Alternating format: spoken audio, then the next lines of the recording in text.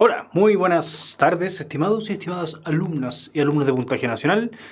Retomamos nuestras clases después de esta pausa 18 para seguir con nuestra PSU que ya se nos viene encima. Y hoy día vamos a seguir con nuestro tema de hoy, que es termodinámica, siempre en nuestro electivo de química, ¿cierto? Aprovecho de saludar a toda la gente que se integra en el chat.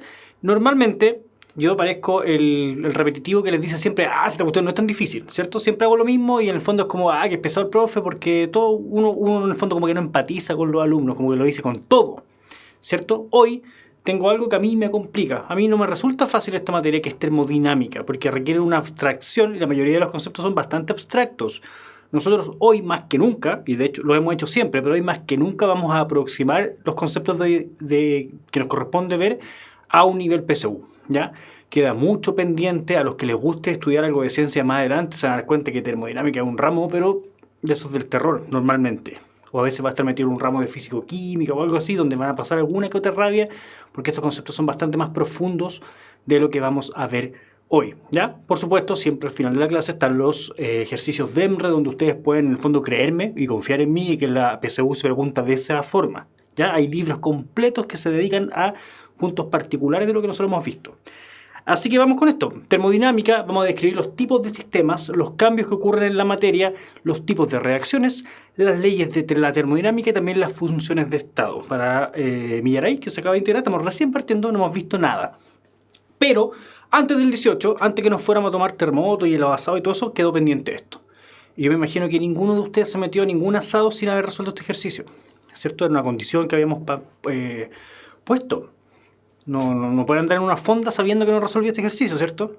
Así que, ayúdenme. ¿Qué pasaba acá?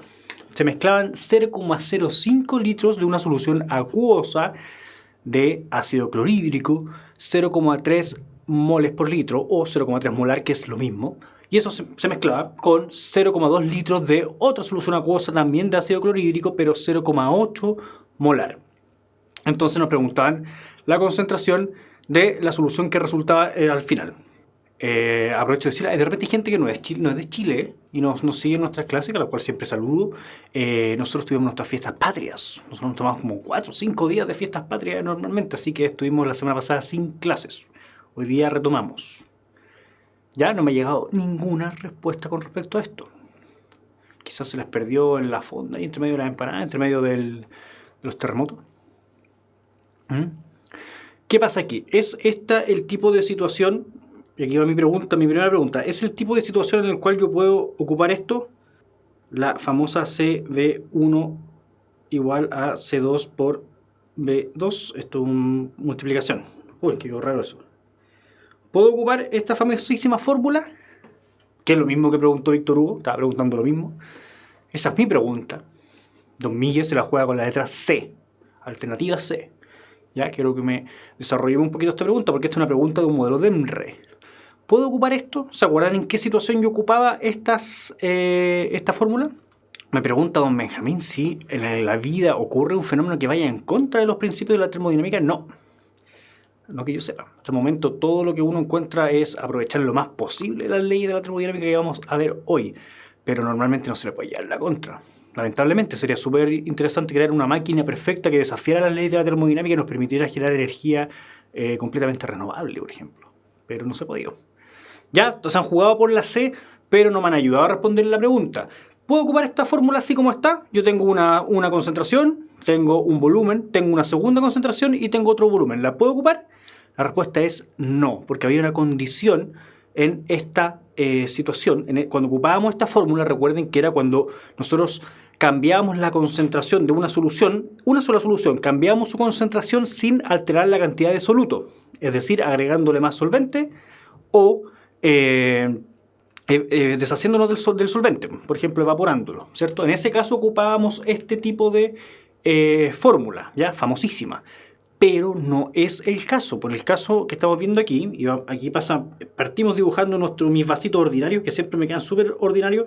Aquí está el primer vasito, aquí está el segundo vasito, y lo que está ocurriendo es que estas dos cuestiones se están mezclando. Estamos sumando el contenido de dos soluciones a una para formar una tercera solución, ¿ya? En base a la suma de los moles que aportó cada vasito. ¿Ya? Por ahí, si no me equivoco, Miguel me está ayudando con esto, que me dice que sumar los moles en cada solución y dividirlo en el volumen total en litros. Muy bien, Miguel, efectivamente eso es lo que había que hacer. Nosotros tenemos una mezcla, mezclamos dos soluciones que cada una tenía su concentración y su propio volumen. La estrategia que nos sugiere Miguel, que es la misma que habría recurrido yo, es ver cuántos moles aportará o va a aportar cada una de estas soluciones a la mezcla final que yo voy a obtener. Entonces, ¿cómo hacemos eso? Ahí yo les di una pista la semana pasada, ¿cierto? Y se la había dado cuando vimos esta fórmula también. Si nosotros agarramos un integrante de esta igualdad, solamente uno, vamos a tener la siguiente situación. Y vamos a hacerlo con la primera solución, que es esta que vamos a poner aquí, que está en verde. ¿Ya? Una solución de 0,05 litros y una concentración de 0,3 moles por litro. ¿Qué pasa si yo resuelvo esta multiplicación sin plantear la igualdad? Solamente resuelvo volumen por concentración. En este caso la concentración molar ocurre, y es súper útil eso, que voy a eliminar los litros y me va a quedar la cantidad de moles. Entonces el resultado de esa multiplicación, que es la mitad nomás de esta igualdad, me va a dar la cantidad de moles totales que hay en el vasito verde. ¿Ya? Voy a tener solamente los moles que habían en el vasito verde. Eso es súper útil para resolver este ejercicio. 0,05 por 0,3 es, y ayúdenme con la matemática ahí, que yo me puedo equivocar, casi siempre corro mal las comas, 0,015, estoy bien, ¿no? Vamos con el segundo caso. Hacemos exactamente lo mismo, pero ahora con la segunda solución, la solución que está en el frasquito azul, que son 0,2 litros y una concentración molar de 0,8 mol por litro. Ocurre la misma situación donde favorablemente se nos van los litros y nos va a quedar, en este caso, 0,16. Les pido de nuevo que me corrijan. Ya, Javiera me sopla que el 0,015 de allá está bien. Y en este caso da 0,16, ¿o no? Sí, 0,2, sí, si no me equivoco. Sí, si no me falla la matemática. No quiero hacer la suma, la multiplicación paso por paso para no perder tiempo. A lo mejor estoy perdiendo más tiempo así. Entonces, ya, Javier me dice que está bien. Vamos a ver que este vasito azul aportó 0,16 moles y el vasito verde aportó 0,015 moles. Entonces la pregunta que nos tenemos que hacer es ¿cuántos moles hay ahora en nuestra mezcla total, que es el vasito negro? Y es simplemente hacer la suma. La suma, en este caso, del 0,015 por 0,16, y eso es 0,175. Que fome que el profe te esté preguntando todo el rato si está bien en la matemática, lo siento, pero es que no quiero demorarme mucho en resolverla y ir haciendo la suma paso a paso. ¿Ya? Así que me avisan si me equivoco. Entonces, ahí tenemos la cantidad de moles. Ahí están los moles que hay dentro de este vasito, que es la mezcla. El tema es que nos preguntaron por la concentración de la solución resultante. Entonces nosotros tenemos los moles, pero ahora nos falta el volumen total. Y esto es más simple. Y eso es mucho más simple porque tenemos que la primera mezcla eran 0,05 litros y la segunda mezcla es 0,2 o 0,20 litros, que es exactamente lo mismo. Ahora hacemos una suma y no vamos a tener ningún problema en obtener los 0,25 litros. ¿Ya? ¿Me siguen todos? Primero sumamos la cantidad de moles, para eso ocupamos o despejamos los moles a partir de multiplicar la concentración por el volumen. Con eso nos dio los moles y sumamos los moles que aportó cada vasito. Nos quedaron los moles y ahora vamos a ver el volumen, que es simplemente sumar el volumen de cada una de ellas y es 0,25 litros. Estamos listos con las unidades, mol partido litro. Ahora nos queda simplemente resolver esta cuestión. ¿Ya? ¿Cómo lo hacemos para resolver esto? Podemos plantear, planteamos la división. Voy a borrar todo esto ya. Todo este montón de números lo voy a borrar. Nosotros sabemos que la solución está ahí en 0,175 moles partido por 0,25. Entonces 0,175 moles partido por 0, se me olvidó. ¿Cuánto era? 0,25. litros, ¿ya? Eso no le puede pasar a usted. Entonces, ahora hay que obtener el resultado de eso. Lo que yo haría, por ejemplo, es correr la coma la misma cantidad de veces para obtener el valor que me va a dar. Por ejemplo, si la corro 3 veces me queda 175 partido en 250. No sé si me siguen ahí. Yo espero que ustedes ya me acompañen con la matemática en eso. 175 dividido en 250. ¿Por qué? Corrí la coma 3 veces en cada lado. En el fondo amplifiqué esta fracción por 1000. ¿Ya? El valor de esto es 0, le regalo un 0 y tengo que ver cuántas veces cabe el 250 en el 1750 ahora. Simplemente una división, ahí yo espero que no estén muy perdidos. Y el valor es 0,7, si no me equivoco, 250. ¿Me siguen? La alternativa C. ¿Ya? Me estoy saltando toda la parte de las divisiones paso a paso y todo el fondo de la parte matemática porque ahí yo confío en que ustedes también han practicado. Y por lo mismo le pido disculpas si es que me equivoqué ocupando el ojo. ¿Ya? Así que nos dio la C, todos los que dijeron C estaban en lo correcto, y además de eso lo que nos había dicho Miguel estaba súper, pero súper bien, donde él nos decía hay que sumar los moles de cada solución y dividirlos por el volumen total, lo que vamos a tener al final en litros. ¿Ya? No es la misma situación que cuando ocupamos el CB igual CB, ¿ya? Ojo con eso. Ya, sigamos con la siguiente. Los vasos X, Y y Z, que es una pregunta también de la clase pasada que no alcanzamos a verla, contienen sustancias inicialmente incoloras, ¿ya? A cada vaso se le agrega unas gotas del indicador ácido base azul de bromotimol, cuyo rango de viraje es de 6 a 7,6 amarillo azul, obteniéndose los siguientes resultados. Un vasito X amarillo, un vasito Y azul y un vasito Z azul. ¿Cuál de las siguientes situaciones plantea una posible opción que esté correcta para lo que ocurre en estos vasos? ¿Ya? Primero, ¿qué era un indicador? Un indicador era una sustancia que nos daba una coloración característica de acuerdo al pH en el cual se encontraba. En este caso nos plantean que de 6 a 7,6 ocurre un viraje amarillo-azul. ¿Qué significa esto? Que de 6 hacia abajo vamos a tener un color amarillo, ¿ya? El color amarillo nos va a indicar que el pH es inferior a 6, ¿ya? Y mayor a 7,6 va a corresponder a un color azul. Es decir, que si esta cuestión se pone azul es porque su pH está sí o sí mayor a 7,6, ¿ya?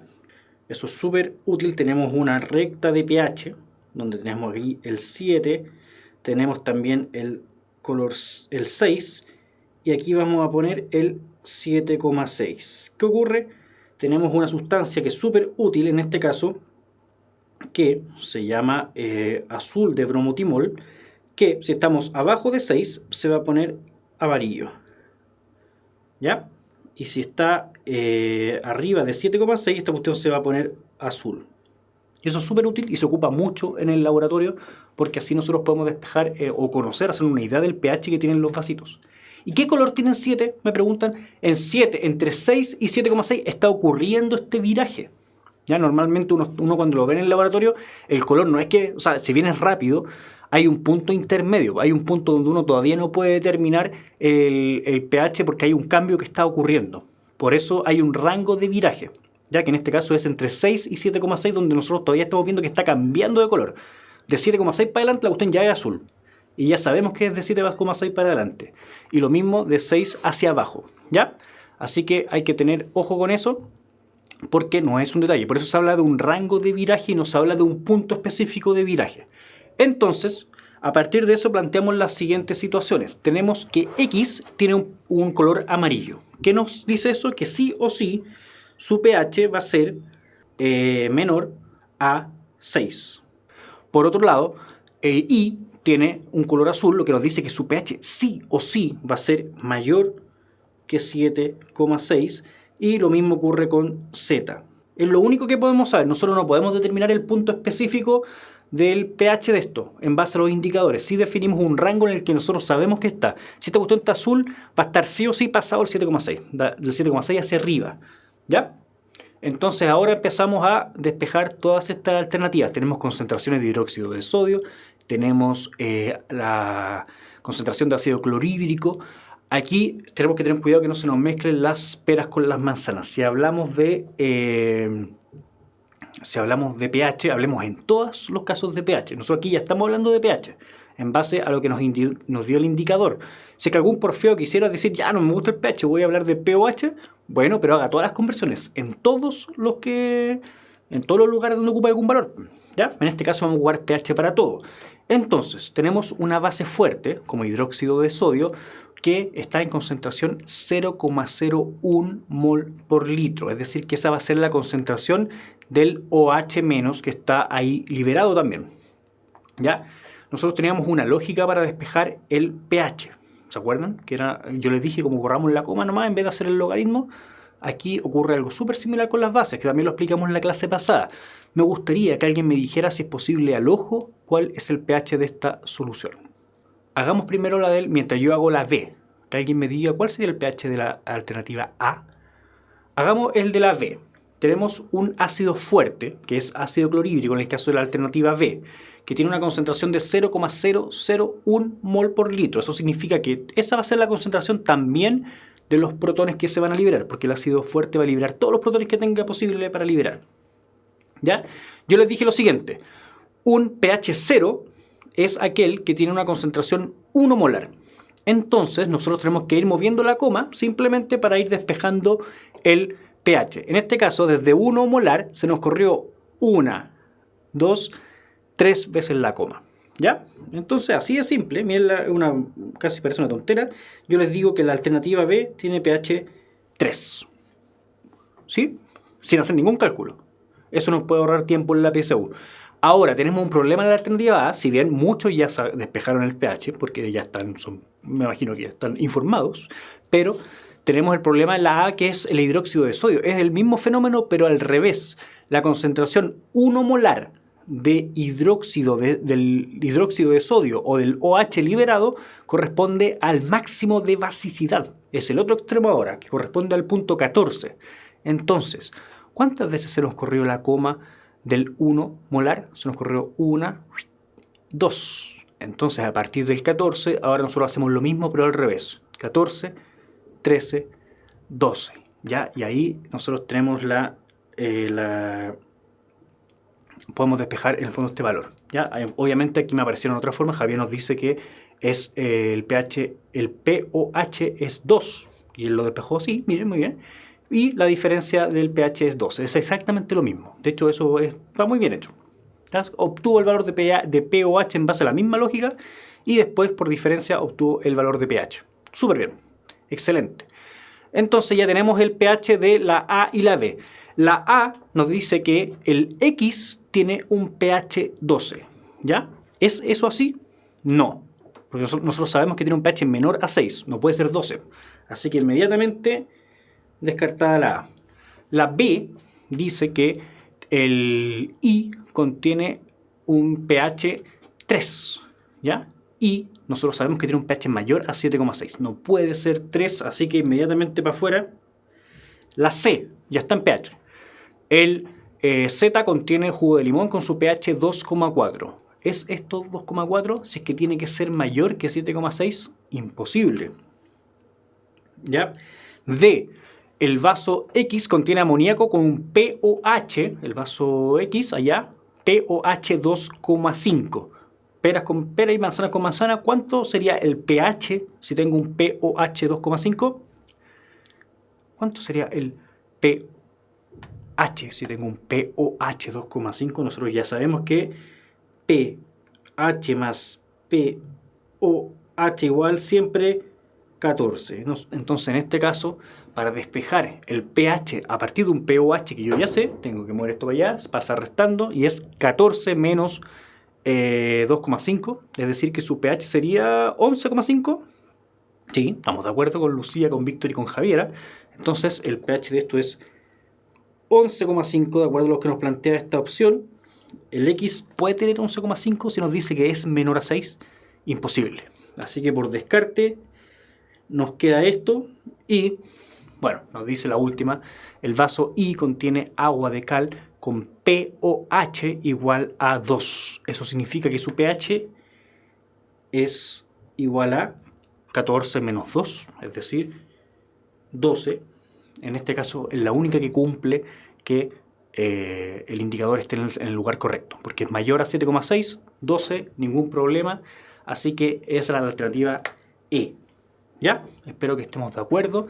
Si se dan cuenta, era la más fácil de resolver. Si hubiésemos partido de atrás para adelante, habríamos perdido mucho menos tiempo, pero revisen eso. Si tienen mucha confianza en su manejo de los logaritmos, denle nomás. Este es mi consejo, el tema de las comas, pero a veces, si que están apurados, nos puede ayudar. ¿Ya? Que tengan cuidado con no confundirse. Ya eso fue de la semana pasada.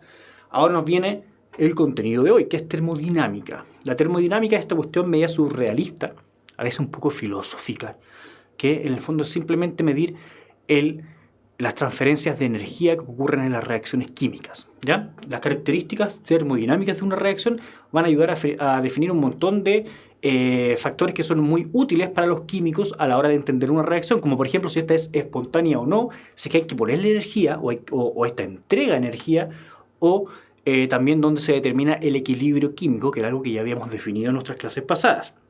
Lo primero que se hace es definir Espera, voy a correr el micrófono. Ahí sí, que me está molestando en la imagen. Vamos a definir el sistema, ¿ya? Que es el primer problema filosófico que vamos a tener, porque nosotros, ¿por qué vamos a definir un sistema, ¿cierto? Y en realidad porque necesitamos un sistema para poder trabajar, ¿ya? ¿Y por qué lo definimos arbitrariamente? No sé, pero se define. El sistema es el lugar físico de estudio donde ocurre un fenómeno y no es necesario que sea un sistema tangible, sino que es absolutamente arbitrario. Se fija un punto en el cual nosotros vamos a prestar nuestra atención, vamos a considerar que ese punto súper arbitrario es nuestro sistema y el resto van a ser las paredes o el universo, ¿ya? El resto, lo que no es nuestro sistema. Me pregunta Marcelo si no tenemos nada para la prueba técnico-profesional. La prueba técnico-profesional, siempre les pido por favor que lo revisen en el temario de EMRE, es un compilado de los módulos comunes. Si no me equivoco, está más cargadito la biología, pero los módulos comunes donde usted puede ocupar estas mismas clases. ¿Ya? Pero usted tiene que seleccionar las clases que le sirven.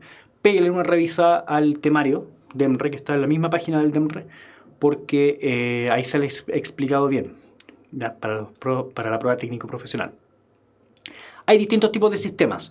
Un sistema abierto permite que ocurra una transferencia tanto de masa, de materia, como también de energía entre el entorno, o lo que es fuera de nuestro sistema, y el mismo sistema. ¿Ya? Es como un sistema de fronteras abiertas. Por otro lado, un sistema cerrado no permite el flujo de materia. No se pueden pasar masa de un lado desde afuera hacia adentro, ni desde dentro hacia afuera, pero sí ocurre la transferencia de energía. ¿Ya? Es como una botellita que yo la cierro, por ejemplo, y no voy a poder sacar lo que hay en el contenido o lo que hay dentro de esa botella. Pero si por alguna razón está caliente el contenido de la botella, se va a disipar la energía hacia afuera. ¿Ya? Eso sería un sistema cerrado. Por otro lado, existen sistemas aislados que no permiten ningún flujo, ni de energía ni de masa. ¿Ya? Son ideales, siempre va a haber una transferencia de energía, aun cuando se pretende en los laboratorios tener ciertos sistemas aislados, que son como unos termos que son aún más, que protegen aún más el intercambio térmico. Nunca es ideal, ¿ya? Pero en el fondo un sistema aislado es aquel que bloquea el movimiento de energía y de materia desde dentro hacia afuera y también desde fuera hacia adentro. Y la frontera corresponde a los límites de este sistema, que como ya les decía, son determinados de forma súper arbitraria. ¿Ya? Hay distintos cambios que pueden existir en la naturaleza y que puede experimentar la materia. Un cambio físico es aquel donde no cambia la estructura interna de las moléculas del compuesto, pero sí cambia el estado de agregación de esas moléculas. ¿Ya? Pueden ser perfectamente reversibles porque en el fondo la sustancia, la identidad molecular de la sustancia no se altera. ¿Ya? Por ejemplo, el agua, que está ahí. El agua, cuando se evapora, sigue siendo agua. Es agua en forma gaseosa, es vapor de agua, pero las moléculas de agua siguen siendo H2O. Cuando vuelve a ser líquida, cuando ocurre este punto de condensación, cuando vuelve a ser líquida, termina esas mismas moléculas, H2O, sin romper enlaces, en un estado de agregación distinta, y lo mismo ocurre cuando pasa a ser sólida. Lo que está ocurriendo aquí en este monito, que está mal puesto acá, es un cambio químico, que es el que viene ahora. ¿cierto? El cambio químico es cuando sí se altera la estructura molecular de la sustancia porque se reorganizan sus átomos, se forman nuevos enlaces y en este caso generalmente son cambios irreversibles. Nosotros ya hemos visto que existen reacciones reversibles, pero tiene que existir un mecanismo que lleve la cuestión para otro lado, ¿ya? Estamos en contexto de termodinámica. Aquí generalmente no es tan fácil devolverse en un cambio químico como lo es en un cambio físico, ¿ya? De hecho, en un cambio físico normalmente basta con mover la temperatura para poder ir y volver de un estado a otro. ¿Ya? Existen distintos tipos de reacciones de acuerdo a su comportamiento. Por ejemplo, las reacciones exergónicas, que es una reacción donde al final se libera energía. Es decir, que la energía de los reactantes es mayor que la de los productos, que sería hasta acá. ¿Ya? Las sustancias tienen guardado dentro de ellas energía, en su estructura molecular, en sus enlaces. Entonces, cuando ocurre esta reorganización, hay veces donde el producto tiene guardada menos energía de la que tenían los reactantes. Entonces, ¿dónde termina esa energía? Termina siendo liberada. ¿Ya? Eso es una reacción exergónica y acostumbrémonos a estos patrones porque se nos viene una clase de cinética química donde tenemos aquí los reactivos en un diagrama de energía un poco más arriba que en el de los productos. En la clase de cinética vamos a explicar que eso que está ahí porque hay una lomita. ¿Ya? Por otro lado, las endergónicas son reacciones que absorben energía y en el fondo la energía de los productos es mayor que la de los reactantes, ¿ya? Que en el fondo el caso al revés. Y tenemos dos leyes fundamentales de la ley de la termodinámica. Por ahí hay una pregunta de Javier que se nos viene ahora la respuesta, que en el fondo para definir exergónica y exotérmica vamos a recurrir al concepto de entalpía. ¿Ya? Pero aguantemos un poquito. Hay dos leyes de la termodinámica. La primera ley dice que la energía no se crea, no se destruye, sino que se conserva y se transfiere. Cosa que es muy poética y muy bonita y cierta. ¿Ya? No hay nadie que haya logrado crear energía. Cuando nosotros vemos, por ejemplo, una central hidroeléctrica, lo único que estamos viendo es que se está transformando la energía mecánica que trae el agua por su movimiento en energía eléctrica. Es una transformación, pero no es una creación. La destrucción de la energía también es imposible. ¿Ya? La segunda ley de la termodinámica, que es un poquito más complicada, dice que no es posible que el calor fluya desde un cuerpo frío hacia uno más caliente si es que no realizamos ningún trabajo para eso. ¿Ya? La energía no va a fluir de manera espontánea de un objeto de baja temperatura hacia otro de más alta temperatura. Normalmente el flujo es al revés. ¿Ya? Ahí don Víctor Hugo me plantea qué pasa con Dios. Ahí entramos en límites que no puedo responderle ni ayudarle. Así que vamos a ir con más dudas, ¿no? Y ojo que a mí la razón por la que no me gusta la termodinámica es porque cuando uno llega a una respuesta, cuando uno después de mucho pensar llega a una respuesta con respecto a estas cosas, termina generando más y más preguntas. Así que, bueno, eso ocurre en la ciencia en general. Así que no se desanimen. A lo mejor a ustedes les puede gustar esto cuando lo estudien en profundidad. Esas eran las leyes. Ahora, existen diferentes funciones de estados, que es algo que nosotros vamos a ver constantemente, que son variables que nos van a permitir definir las reacciones químicas, ¿ya? Y nos permiten analizar más correctamente las reacciones. La primera es la entalpía, o este famoso delta H, y ese triangulito que está al lado de la H corresponde al símbolo griego delta, que indica diferencial. Vamos a ver en un ratito más qué es un diferencial. La entalpía de una reacción es la diferencia de energía interna entre los reactantes y los productos. ¿Ya? Yo ya les anticipaba que las sustancias tienen almacenada cierta energía dentro de ellas mismas, en sus enlaces. Nosotros vimos también cuando se formaban los enlaces químicos que los enlaces guardan energía. Entonces cada molécula tiene una cantidad específica de energía almacenada dentro de ella. Es súper importante recalcar que esta cuestión se mide experimentalmente. No hay como un patrón que nos permita predecir cuál va a ser la entalpía de una sustancia, sino que se ha medido y con eso se tabula, se pone en una tablita y la gente sabe la entalpía de una posible reacción. Ahora, nosotros nos aparecía este delta, que aparece mucho en termodinámica, que indica simplemente un diferencial, que es una diferencia, ¿ya? Este delta H, en el caso de una reacción, es la diferencia o el cambio que ocurre con respecto a la entalpía dentro cuando una vez ocurre la reacción. ¿Ya? Perdónenme la vuelta, aquí estamos muy en peligro de enredarnos mucho con esto que estamos explicando.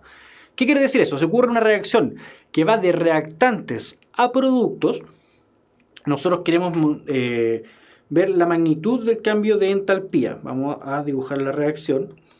Reactante, pasando nuestra flechita a producto. ¿Ya? Esa es nuestra reacción.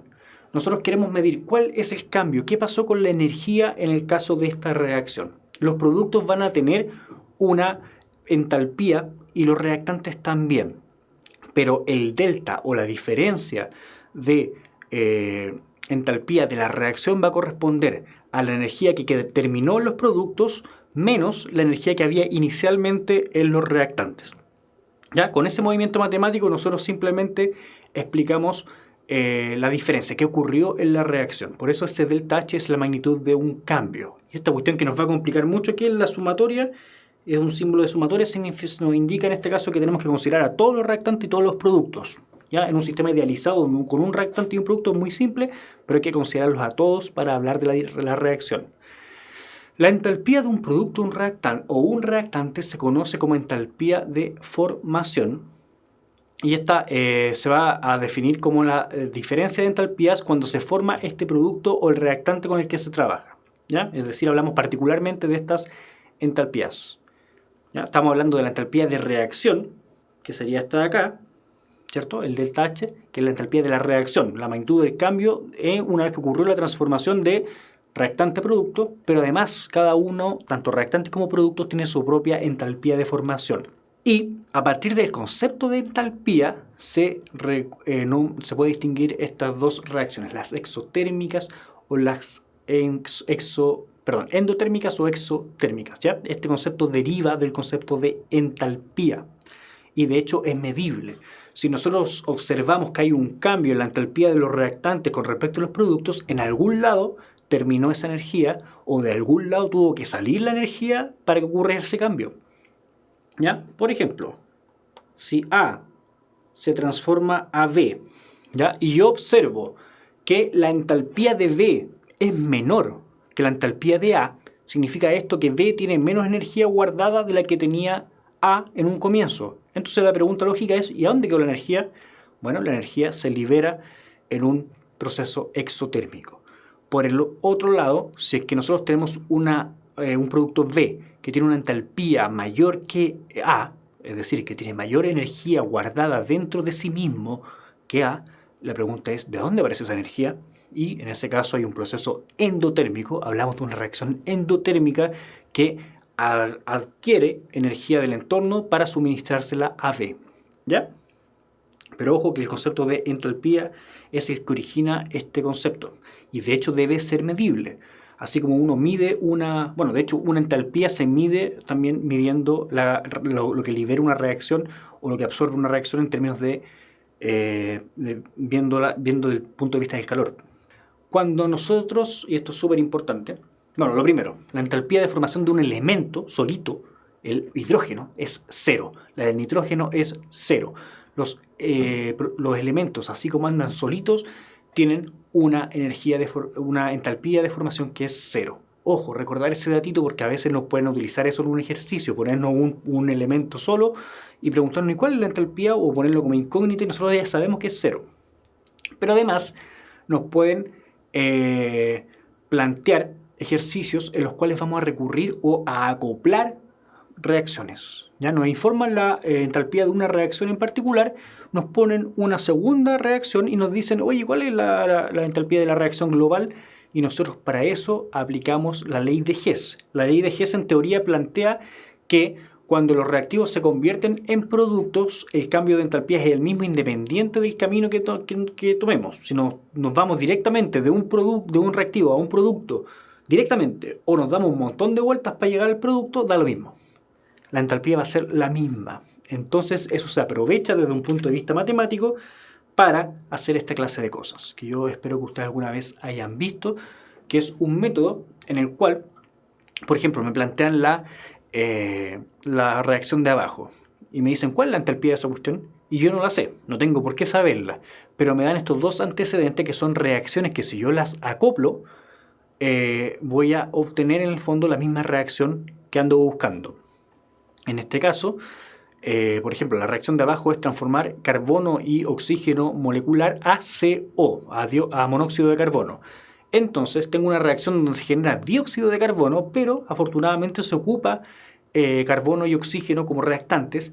Y en la segunda reacción tengo que se genera el monóxido que yo ando buscando, pero a partir del dióxido de carbono. Entonces yo la acoplo, empiezo a eliminar, a aplicar la ley del samurái y le pego tachada todo lo que no me sirva y voy a obtener la reacción que yo ando buscando. Y además de eso, si es que yo hice esto, voy a sumar las entalpías de cada una de estas reacciones individuales y el valor va a ser exactamente igual para la reacción global. Eso es súper útil porque es una típica pregunta de PSU de química en el módulo electivo, ¿ya? Salvedades. Si es que por alguna razón, por la manipulación, yo tengo que girar, invertir esta reacción, por ejemplo, ya tengo esta cuestión en los reactantes y a mí me sirven los productos, listo, gírela, ningún problema, se puede invertir, pero este valor que es negativo pasa a ser positivo, ¿ya? Y si fuera positivo, pasa a ser negativo. Entonces, cuando nosotros se hace una inversión en la reacción, vamos a invertir el signo del valor de entalpía. De la misma forma, si que tenemos que multiplicar por algún coeficiente estequiométrico toda una reacción, también nos toca multiplicar el valor de entalpía. ¿Se puede eliminar los mismos compuestos pero en estado físico distinto? Buena pregunta. No sé si la PSU nos va a poner en ese caso, pero debería, si lo pone en ese caso, hágalo. Ya nos deberían. Buena pregunta, déjeme pensarlo un poquito, Javier. Déjeme ver si es una reacción o es una reacción heterogénea donde tenemos participando más de un. No, participando compuestos en distintos estados de reacción y si está ocurriendo la reacción, sí deberíamos considerarlo. ¿Ya? Pero buena su pregunta, insisto. Esa fue la entalpía. Hasta ahora era la energía que tenían guardada dentro de sí cada molécula. Si es que esa cuestión varía en la reacción, en algún lado tiene que terminar la energía o de algún lado aparece. Otro concepto que es, yo creo, más complicado es el de entropía, que no es lo mismo, por favor no se les enreden las palabras. ¿Ya? La entropía, a veces una aproximación que se hace, y a veces se hace en la PSU también, es verla como el nivel de desorden, ¿ya? Cuando estudien termodinámica se van a dar cuenta que ese concepto no es tan simplecito. Pero, de hecho, aquí mismo dice, va más allá de ese concepto, se puede entender como la cantidad de órdenes alternativos que tiene un sistema a partir de una configuración inicial dada. Normalmente esas definiciones no se entienden nada, ¿ya? Lo que sí hay que plantear es que es el nivel de desorden o la cantidad de... el nivel de aleatoriedad, perdón que invento una palabra, que tiene el sistema. El sistema siempre va a tender a ser lo más aleatorio posible, a estar lo más disperso posible, entonces el sistema casi siempre va a ir ganando esto que es la entropía. Si es que no les sirve esa definición, quédense con el nivel de desorden, ¿ya? Y de hecho es muy útil para ejercicios que vamos a ver del DEMRE más adelante, pero por favor les anuncio que esto va un poquito más allá, ¿ya? Así que van a la universidad a decir, este profe me mintió en el preu. No les mentí, les advertí, ¿ya? Otra función de estado es la energía libre de Gibbs. Esta es súper útil, porque esta nos permite saber si es que una reacción es espontánea o no, ¿ya? Hasta ahora uno podía deducir el nivel de energía, el nivel de aleatoriedad de que tenía el sistema o la reacción, pero no podía deducir abiertamente si era espontánea o no. En el caso de la energía libre de Gibbs, que es una manipulación matemática de las dos funciones de estados anteriores, esta es la que nos dice si esto es espontáneo o no. Mire lo que dice Nicolás. Dice, moléculas gaseosas tienen mucha entropía. Nosotros podemos asumir que una sustancia en estado gaseoso va a tener un valor de entropía mucho más alto que esa misma sustancia en estado líquido, porque hay mayor movimiento, mayor aleatoriedad, mayor dispersión de las moléculas en estado gaseoso. Y a su vez lo mismo ocurre entre líquido y sólido. Las moléculas en estado líquido también están con mayor entropía o más dispersas, liberadas, que en el caso del estado sólido. Buena intuición, señor Nicolás. Muy bien, ¿ya? Pero la energía libre de Gibbs, en el fondo, como ya les decía, nos permite solamente ella, ver si es que esto es espontáneo o no, y para eso ocupamos el valor de entalpía, el valor de entropía y además la temperatura en grados Kelvin a la cual ocurre la reacción. Y aquí está la fórmula.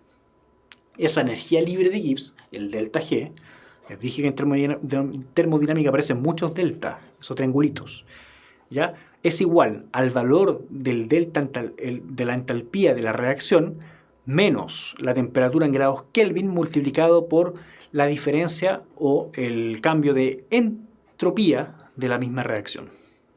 ¿Ya? Con eso se obtiene la energía libre de Gibbs. Y si este delta G es mayor a 0, entonces la reacción no ocurre espontáneamente. Si es que es igual a 0, entonces la reacción se encuentra en equilibrio químico. Y ahí recién estamos en este punto de equilibrio que era el que definíamos en la clase, la primera clase electiva. No sé si se acuerdan. ¿Ya? Aquí está la conexión entre termodinámica y la clase de equilibrio químico. ¿Ya? Que en el fondo, cuando estas funciones de estados hacen que el delta G sea 0, ahí estamos recién en equilibrio. Por otro lado, si el delta G es menor a 0, es decir, que tiene un valor negativo, ahí la reacción es espontánea. ¿Ya? En base a eso podemos armar esta tablita donde simplemente se desglosa qué es lo que tiene que pasar para que ocurra tal valor de delta G. Si es que delta H es negativo y delta S es positivo, entonces estamos hablando de un sistema que es exotérmico con tendencia al desorden y es espontáneo. Eso es porque si nosotros en el fondo vemos un delta H negativo y un delta S positivo, vamos a terminar sí o sí con un valor de delta G negativo. ¿Ya? No se compliquen mucho con esta tabla, así que les sirve muy bien, pero lo único que está haciendo en el fondo es plantear supuestos en esa reacción. Nosotros ya decíamos que era espontáneo si es que delta G era negativo. ¿Ya? Lo que están planteando aquí es que delta H es negativo, el delta S también, y como el delta S está siendo multiplicado por el valor negativo del T, entonces vamos a tener sí o sí un valor negativo en ambos, y esta cuestión sí o sí va a ser negativo. ¿Ya? Les dejo esta tablita para que le den una vuelta. Cuando uno dice si que algo es espontáneo, en el fondo nos estamos refiriendo a que ocurre de forma natural, que no hay que ponerle nada a ese sistema para que la reacción ocurra. Por ejemplo, la electrólisis del agua no ocurre de forma natural porque requiere mucha energía para ser factible. ¿Ya? Denle una vuelta con esto. Insisto, hay mucha, pero mucha aproximación en esta clase. Créanme. ¿Ya? Ojalá me gustaría tener el tiempo y el conocimiento también, hay que reconocerlo, el conocimiento para poder darles más información, pero por algo no lo hacemos, confíen en nosotros. Vamos con el ejercicio 1. En reacción a las siguientes reacciones de formación y sus respectivas diferencias de entalpía. Dos reacciones. ¿Cuál es el valor de la diferencia de entalpía de reacción para la oxidación del óxido plumboso, el PbO, para formar un mol de óxido plúmbico, el PbO2? Tenemos un reactante. ¿Cuál sería el reactante de nuestra reacción? Reactante de nuestra reacción aquí está puesto. Óxido plumboso. ¿Ya? Ley de Hess, me dice Javier. Efectivamente, muy bien. Pero planteamos nuestro reactante que es el PbO. ¿Ya? Ojo, porque ellos mismos nos dicen cuál es el reactante. ¿Y dónde está el PbO? Está aquí. Pero tengo un problema. Este PbO está en los productos en esta reacción, o sea que esta entalpía de aquí obedece a la formación del PbO, este óxido plumboso, y a mí me interesa tenerlo en los reactantes. Me interesa tener esta reacción, que es la misma, pero al revés, ¿cierto? Me comí los estados físicos de cada uno de los compuestos que participan acá. Esta reacción es exactamente la misma cuestión que la primera reacción, pero al revés, y me permite tener afortunadamente el óxido plumboso que como reactante, que es como yo lo ando buscando. Pero si me informaron esta entalpía y yo la di vuelta, ¿qué corresponde hacer ahora? Se los dejo planteado. ¿Qué corresponde hacer ahora? Corresponde dar vuelta al signo. Si la entalpía de esta reacción es menos 217,9 kJ por mol, ahora para la reacción inversa es más 217,9. ¿Ya? Es exactamente lo mismo, pero ahora con signo positivo. ¿Qué hacemos ahora? Tenemos nuestro reactante, ahí está, el PbO, que es el reactante que nos plantean aquí. Ahora quiero tener mi producto, que es el óxido plumboso, y para eso afortunadamente tengo la segunda reacción que ya está con nuestro producto deseado. Entonces aplicamos la misma reacción así como está. Estoy comiéndome todos los estados de la materia por si acaso. y tenemos ahora el PbO2. ¿Ya? ¿Y cuál sería la entalpía de esto? La misma que está informada. Igual a, ahora nos quedamos con el mismo signo, menos 276,7. Ahí estamos. Entonces, ahora a resolver esta cuestión. Tenemos el reactante que andamos buscando, tenemos el producto que andamos buscando y hay cosas que nos sobran. Por ejemplo, no sé si lo vieron ahí, el plomo está en los reactantes y también en los productos. Tenemos media molécula de O2 y una molécula de O2 allá en los reactantes, ¿cierto? Entonces se nos va esta media y nos queda un medio aquí nomás, ¿cierto? Lo único que hicimos fue simplificar media molécula, que era la que había, que nos sobró en los reactantes. Entonces planteamos la reacción global que nos quedó, que es PbO más un medio de O2, todo esto para transformarse a este PbO2. ¿Ya? Ahí está nuestra reacción y por algo nos decía, para formar un mol de óxido plumboso. Ahí está el 1 mol. Si que nosotros nos hubiésemos confundido, podríamos haber echado a perder esto. ¿Ya? Porque ahí, por ejemplo, Javier decía multiplicar por 2, así nos queda igual la cantidad de oxígeno. Si es que hubiésemos multiplicado por 2, habríamos hecho un desbalance, ¿o no? No, tiene toda la razón. Pues déjeme ver un poquito una cosa. Contar los oxígenos. 2 oxígenos y allá 1, 2. No, estamos bien.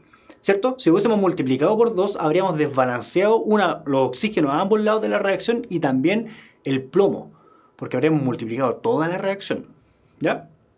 Entonces, ahora nos corresponde hacer la diferencia aritmética entre 217 más positivo y menos 276. Y mi pregunta ahora es, ¿cuánto es menos 276,7 más 217,9? ¿Cuánto es eso? Es menos 58,8, me sopla por ahí Lucía. Vamos a ver. 58,8.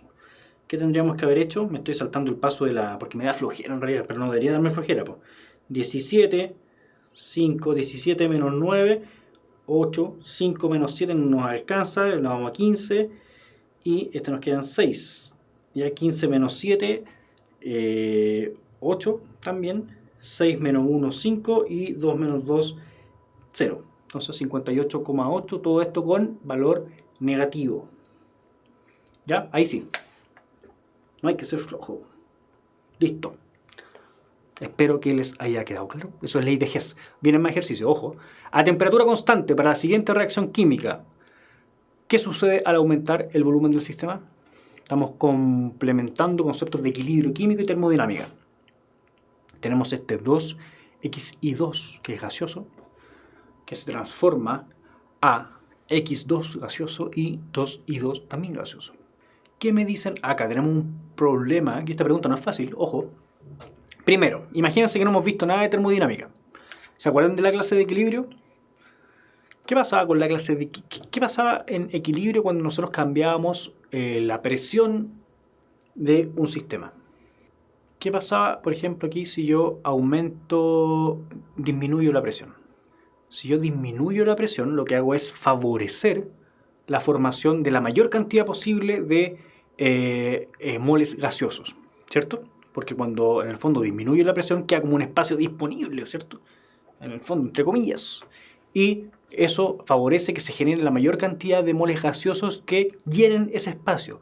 Cuando ocurre un aumento de volumen y no varía nada más que la presión, ocurre también una disminución en la presión. Ya me estoy dando una vuelta ahí que a lo mejor los confunde, pero volumen y presión son inversamente proporcionales. Y eso lo vimos también en una clase donde vimos en el fondo la ley esta del pavo ratón, ¿se acuerdan? La ley de los gases ideales, que en el fondo deriva de un montón de leyes, de las cuales una define que volumen y presión son inversamente proporcionales. Cuando yo aprieto un determinado espacio y lo empiezo a apretar, como un globo por ejemplo, la presión aumenta. Cuando yo estiro lo más posible un globo, la presión disminuye. Entonces, aquí lo que me está ocurriendo en el fondo, al aumentar el volumen del sistema, estoy disminuyendo la presión y nosotros sabíamos, en base a nuestra clase de equilibrio, que cuando ocurre eso, se carga la reacción hacia la mayor cantidad posible de moles gaseosos. En este caso, tenemos 2 moles gaseosos a la izquierda y 2 y 1, 3 a la derecha. Al aumentar el volumen, disminuye la presión, entonces se desplaza este equilibrio hacia la derecha. ¿Aumenta la cantidad de X y 2? No, pues. No. Porque eso sería lo mismo, pero al revés. Tendría que disminuir el volumen y con eso aumentar la presión para que aumentara la cantidad de X y 2. Cuando ocurre eso, en el fondo estamos desplazando el equilibrio hacia la izquierda para que se forme más X y 2 y con eso disminuyendo la cantidad de moles gaseosos. ¿Ya? Así que descartamos la A. Ojo, esta pregunta no es fácil. La constante de equilibrio disminuye a la mitad. Efectivamente, la constante de equilibrio podría alterarse y va a favorecer hacia los productos, que en este caso hacia la derecha, por lo mismo va a aumentar la constante de equilibrio. Recuerden que los productos están en el numerador, así que también para afuera. La reacción es exotérmica en el sentido inverso. Si yo tengo el delta G, y el delta G nosotros sabemos que si bien está conectado con la liberación de energía, porque tiene el delta H, el delta G se forma a partir del delta H, recuerden que está dentro de su fórmula, no es el único integrante que en el fondo genera el delta G, entonces no tenemos cómo saber ni la C ni la D a partir de los datos que yo tengo. ¿Qué me plantean así? Aumenta la variación de entropía en el estado final, por descarte y porque en el fondo es el máximo momento de aleatoriedad, el momento donde más moles gaseosos tengo. Miren lo simple de esta interpretación del DEMRE. Ojo, ¿se acuerdan que yo les decía? Hay una explicación que es súper simple, que es el grado de desorden, y tengan ojo porque el DEMRE la ocupa. Aquí lo único que plantea es dónde hay más moles gaseosos. Mientras más moles gaseosos, mayor cantidad de aleatoriedad, entonces mayor entropía. ¿Es discutible esto? Mucho. Pero es del modelo DEMRE oficial. ¿Ya? Ojo con esa pregunta que no era fácil. Lo reconozco. Considerando el siguiente esquema, en el cual el sentido de la flecha muestra el aumento de la variable delta H. Estado inicial y estado final. Se puede señalar correctamente afirmar que la entropía aumenta. En la formación de productos la entalpía disminuye. La variación de entalpía del proceso es mayor que cero. Es un proceso endotérmico o no es un proceso espontáneo. ¿Ya? Noto, yo normalmente cuando hay preguntas como la anterior, que no son fáciles, participan menos en el chat. La idea es que participen más, que me pongan, oye, profe, esta pregunta no caché nada, para que sí la retomemos, es que es muy difícil. ¿Ya?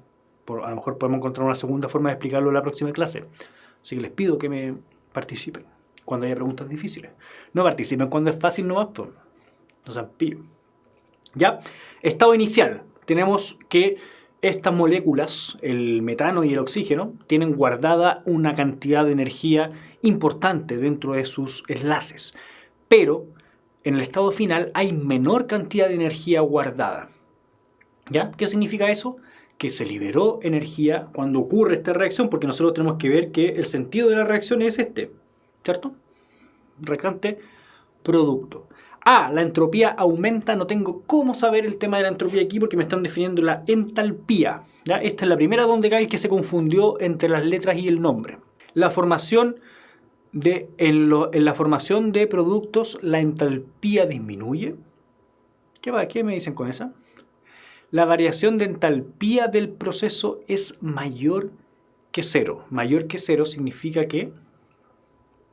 ¿Qué cosa? ¿Es un proceso endotérmico o no es un proceso espontáneo? Descartemos la E, ya, chao con la E. ¿Qué era el entalpía de reacción? Delta H de reacción correspondía a la energía que tenían guardados los productos menos la energía que tenían guardada los reactantes. ¿Sí? Estamos de acuerdo, ¿no? Entonces, si este cambio es, en este caso, que tenemos mayor energía en el estado inicial, que aquí hay mayor energía, significa que estamos restando un número que es más grande que este de acá, que es en el fondo la energía del estado final. Entonces el valor del delta de reacción debería ser menor que 0. ¿Ya? Es decir, alternativa B. En la formación de productos la entalpía disminuye. ¿Ya? Había una cantidad de energía guardada importante en los reactantes, se pierde esa energía y hay una cantidad menor en el estado final o en los productos. Por eso, si es que hacemos este cálculo, el valor debería ser menor que 0 porque este valor es mayor que este de acá. Estamos restando un número más grande a uno que es más chico. Entonces, ¿dónde quedó esa energía dando vuelta? Se liberó al ambiente, es un proceso exotérmico, por eso la D tampoco va. ¿Ya? Y la C es menor que 0, no mayor que 0. ¿Ya? Ojo con eso, así se vamos resolviendo estas preguntas. A partir de estas reacciones, ahí están, N2O4 transformándose a 2N2, y es la otra reacción que también tiene su entalpía. ¿Cuál es el valor de entalpía para la siguiente reacción que está planteada acá? Don Risotto Nero pregunta si el química es el mejor módulo. No. Hay módulos interesantes, todos los módulos son interesantes. En comparación con biología, que yo hago biología, siempre les recuerdo que química tiene menos materia en cantidad. Si le cuesta la química, del de biología igual, pues. Va a ser más materia, pero va a ser más afín a usted. Pero, de que es menos materia, aun cuando nos metamos en estos entuertos termodinámicos. ¿Cuál es la lógica para esto? Respetar el reactante que yo ando buscando. Esta es mi reacción global. Esto es lo que yo ando buscando y necesito tener el N2, este nitrógeno, como reactante. ¿Lo tengo? Sí, en la reacción 2, pero tengo la mitad nomás. Entonces, yo ando buscando tener N2, pero no necesito un medio, necesito una de N2. Entonces ya, listo, multiplicamos toda esta cuestión por 2. Agarramos el N2 más 2O2, ¿cierto? Estamos multiplicando todo por 2. Y nos queda también 2NO2. ¿Ya? ¿Y cuánto sería su delta H? Pregunto yo, me pregunto. ¿Cuál sería el delta H de esta reacción ahora? ¿Alguien que me diga, por favor?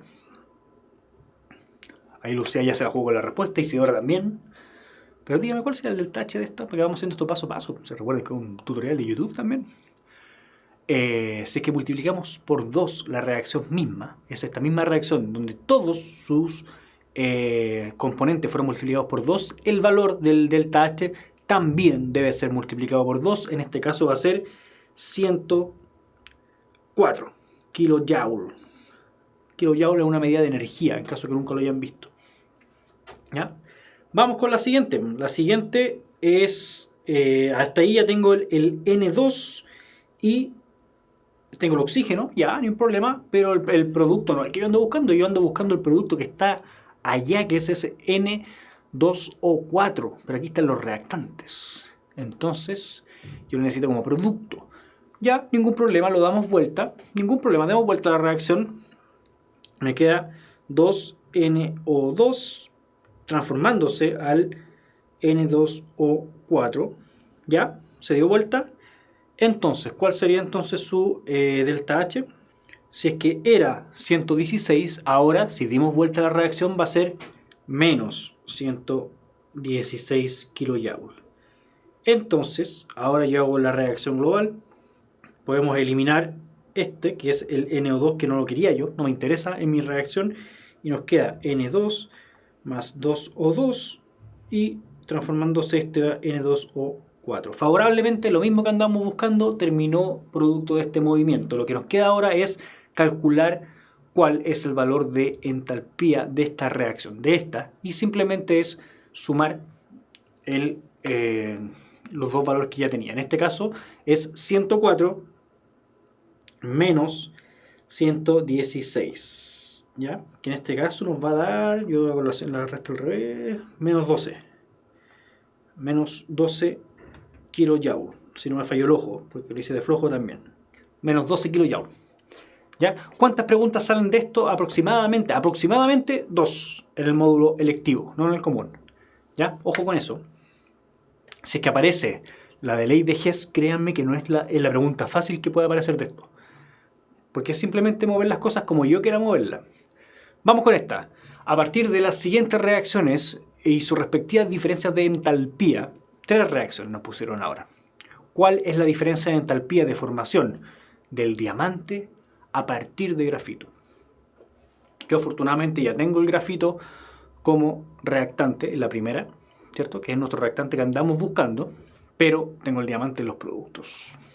¿Ya? Así que lo que voy a hacer es dar vuelta. Inicialmente yo ya intuyo que esta hay que dar la vuelta, porque yo ando buscando el diamante allá en los productos.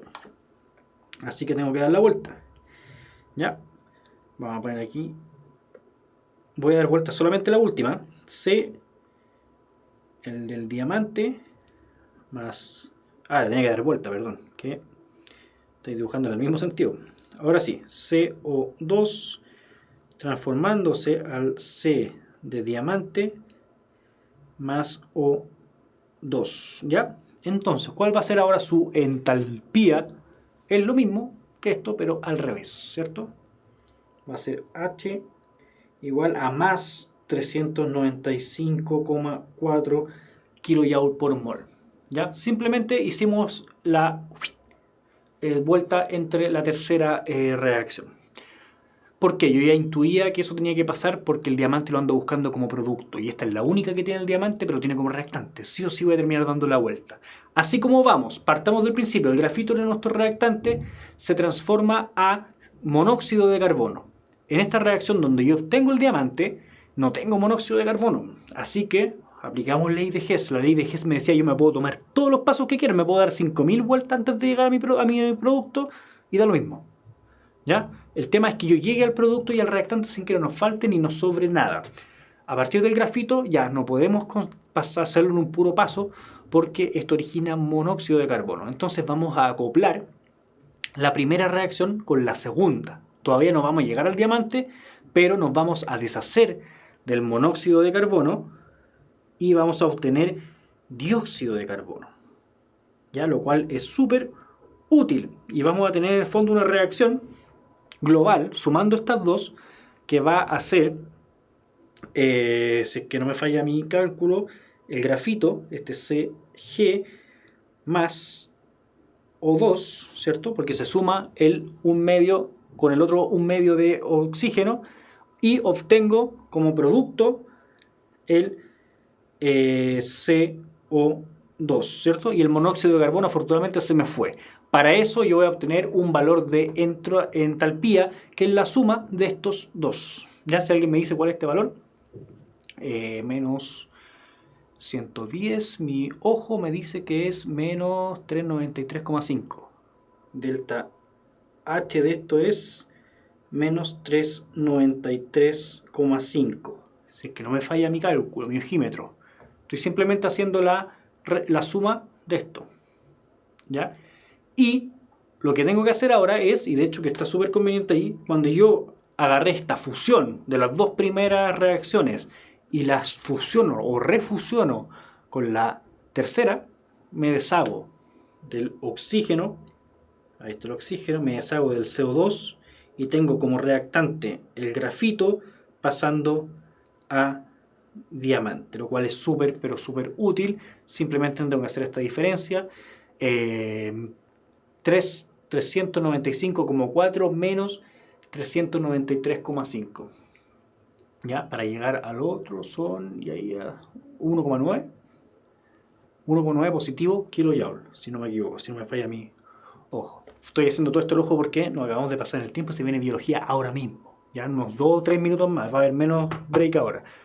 Los dejo, que estén bien, les dejo planteada esta pregunta. Nos quedan más preguntas pendientes. Ojo con termodinámica, chiquillos. Esto es más complicado en la vida real, sí, cuando entran a la universidad, sí, pero ahora yo creo que se puede abordar porque estos ejercicios, si que ustedes lo practican, se pueden a nivel PSU y puede ser un ejercicio ganado, no un ejercicio que lo miremos y digamos, ¿ya? Así que suerte, ánimo, va quedando poco, pero queda tiempo. Que estén muy, pero muy bien. Nos vemos con química la próxima semana y más ratito nos vemos con biología. 2 o 3 minutos más y partimos. Chau, chau, que estén bien.